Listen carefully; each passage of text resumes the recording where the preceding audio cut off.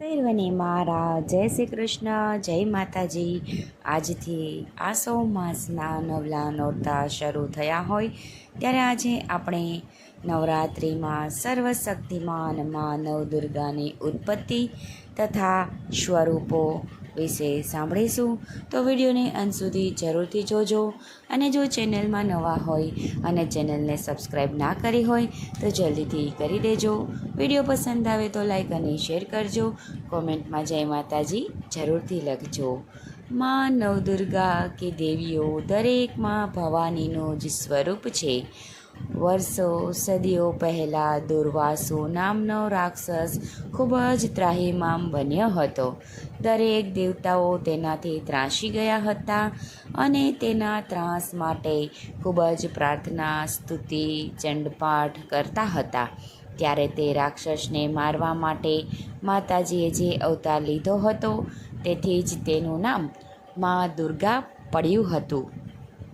આ માટે દુર્ગા સપ્તસતી ચંડીપાઠમાં 13મા અધ્યાયમાં મા દુર્ગાનું સંપૂર્ણ વિધિ વિધાન સાથે વર્ણન જોવા મળે છે. જગતજનની મા દુર્ગાના 9 સ્વરૂપો છે. પ્રથમ શૈલપુત્રી, દ્વિતીય બ્રહ્મચારિણી, તૃતીય ચંદ્રઘંટા, ચતુર્થ કુશામાંડા, પંચમમ સ્કંદમાતા, ષષ્ઠમ કાત્યાયની, સપ્તમ કાલરાત્રિ, આઠમું મહાગૌરી, નવમ સિદ્ધિદાત્રી. પ્રથમ શૈલપુત્રી. શૈલ એટલે પર્વત અને પર્વતની પુત્રી આ આપણા નામ વિનાના જન્મનું સ્વરૂપનું પ્રતીક છે. આમાં 2 હાથ હોય છે. દ્વિતીય બ્રહ્મચારિણી. આ આપણા બ્રહ્મચાર્યનું પ્રતીક છે જે આપણા વિદ્યાશ્રમનું સ્વરૂપ છે. બ્રહ્મચાર્યનું પાલન કરવાની ઉંમરનું પ્રતીક છે. આ સ્વરૂપમાં માએ સફેદ વસ્ત્રો ધારણ કરેલા છે જે ત્યાગ અને તપસ્યાનું દર્શન કરાવે છે. તૃતીય ચંદ્રઘંટા. આ માનું સર્વ સંપન્ન સ્વરૂપ છે જેના 10 હાથ છે. આ સ્વરૂપમાં 3 આંખો પણ છે જે આપણને ભણી લીધા પછી સમાજ આવવાનું કાર્ય કરવાનું સૂચન કરે છે. આ સ્વરૂપ ઉદ્યમ મહેનત દર્શાવતું સ્વરૂપ છે. શત્રુઓ તો તેના સામનો કરવા હાથમાં હથિયાર છે. ચતુર્થ કૃષ્ણમાંડા.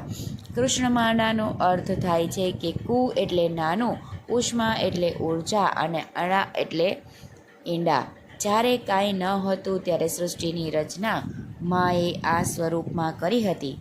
આની તુલના ગર્ભવતી મહિલા સાથે કરાય છે.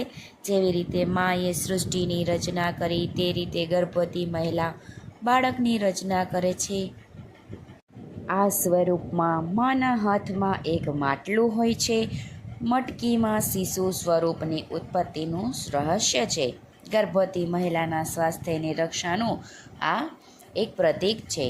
પંચમમ સ્કંદ માતા. નવરાત્રિના 5 દિવસમાં સ્કંદ માતાના સ્વરૂપનું પૂજન થાય છે. જે પહેલાં શૈલપુત્રીના સમાન પુત્રીની હવે તે મા બની ગઈ છે. આથી જ આ સ્વરૂપને સ્કંદ માતા તરીકે ઓળખાય છે. તેના પુત્ર કાર્તિકેય છે. આ સ્વરૂપ માનું રૂપ છે જે મમતામય પુત્ર વાત્સલ્યની પરિપૂર્ણી કરે છે. એટલે એના હાથમાં તે કોઈ શસ્ત્ર નથી. તેનું ધ્યાન માત્ર શિશુ બાળક ઉપર જ છે. તેના ખોળામાં ભગવાન સ્કંદ બાળકના રૂપમાં બેઠેલા છે. ષષ્ઠમ કાત્યાયની. નવરાત્રિમાં 6ઠા દિવસે કાત્યાયનીના સ્વરૂપની માતાની પૂજા થાય છે. આ સ્વરૂપમાં માતાજીએ મહિષાસુરને માર્યો હતો. જ્યારે સ્ત્રી સર્વશક્તિમાન બની જાય છે ત્યારે તે આ સ્વરૂપમાં આવી જાય છે અને આ સ્વરૂપમાં તેને 18 હાથો છે. નવમ કાલરાત્રિ. માતાજીનું આ 7મા સ્વરૂપ કાલરાત્રિનું છે જેને કાલિની પણ કહે છે. નવરાત્રિના 7મા દિવસે કાલરાત્રિના સ્વરૂપની પૂજા કરાય છે. આનો અર્થ છે કાલને પણ ગણી જનારા તથા રાત્રિના કાળા સ્વરૂપ સમાન આ સ્વરૂપ પ્રચંડ પ્રલયરૂપ છે. રાત્રિ એ સૃષ્ટિનું પ્રલય રૂપ સમાન છે. આ માતાજીનું ક્રોધ સ્વરૂપ છે, ઉગ્ર સ્વરૂપ છે. આ સ્વરૂપમાં એ રક્તબીજ અસુરનો વધ કર્યો. આનો ક્રોધ એટલો બધો ઉગ્ર હતો કે તેને શાંત કરવા માટે શિવજીએ આવી અને તેની પાસે ઢળ્યા હતા. તેમના ઉપર પગ પડાવવાથીને જીભ પર બહાર નીકળી ગઈ હતી. પછી તેમાં શાંત થઈ ગયા. ઘણા ફોટાઓમાં આ સ્વરૂપ આપણને દ્રશ્યમાન થાય છે.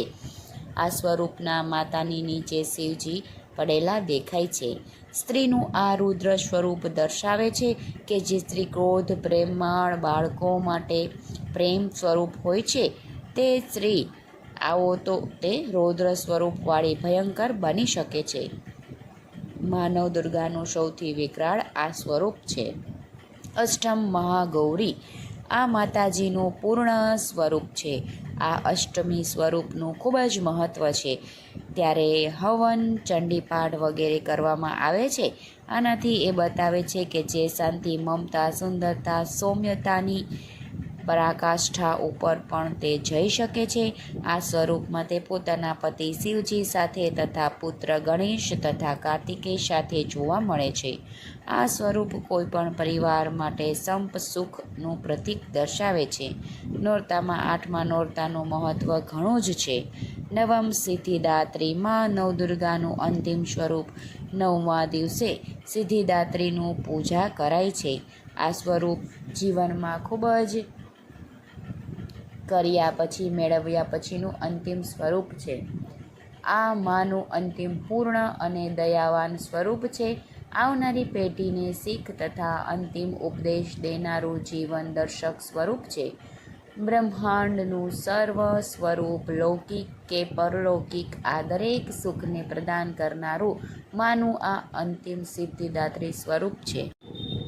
આમ નવરાત્રિના આ સર્વશક્તિમાન મા દુર્ગાના 9 સ્વરૂપોના અલગ અલગ દર્શન આપણને થાય છે. તો બધાને નવરાત્રિની હાર્દિક શુભેચ્છા. નવરાત્રિના આ 9 નોરતા માની મા આદ્યશક્તિની પૂજા અર્ચના